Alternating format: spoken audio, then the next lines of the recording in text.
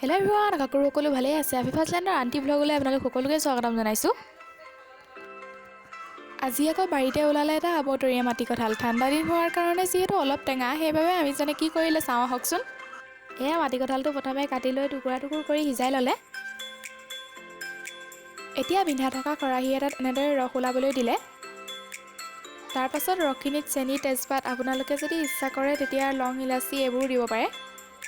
কিন্তু প্ৰকৃততে জাম এনেদৰে বনায়, সেইবাবে আমি জানে এনেদৰে কৰিলে। আনফালে মাটি কঁঠালৰ ৰস উলিয়াই থাকি যোৱা অৱশিষ্টখিনিও পেলাই নিদি কি কৰিলে চাওকচোন। দুয়োখিনি জেলিয়ে যিহেতু খাব পৰা হৈ আছে, সেইবাবে বটলত ভৰাই থৈ দিলে।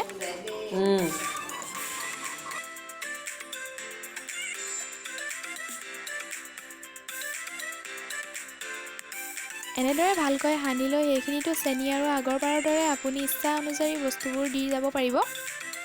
এতিয়া এইখিনি ইমান ভাল জেলি হৈ গ'ল নহয়। এতিয়া আমি এইখিনি ৰুটি বা ব্ৰেডৰ লগত খাম বুলি ভাবিছোঁ। আৰু এইফালে ৰুটি বনাইছিলে আমি জানে, আৰু এতিয়া তাৰ লগতে অলপ লৈ ল'লোঁ। নহ'লে মাটি কঁঠালটো টেঙা পুলি পেলাই দিয়া হ'লহেঁতেন। আমি ঘৰতে কিছুমান বস্তু নষ্ট নোহোৱাকৈ এনেদৰে খাব পাৰোঁ, আৰু সেইবাবে মই আপোনালোকক অলপ দেখুৱালোঁ। আৰু এনেদৰে মই আপোনালোকক মাটি কঁঠালৰ জেলি বনোৱা দেখুৱালোঁ।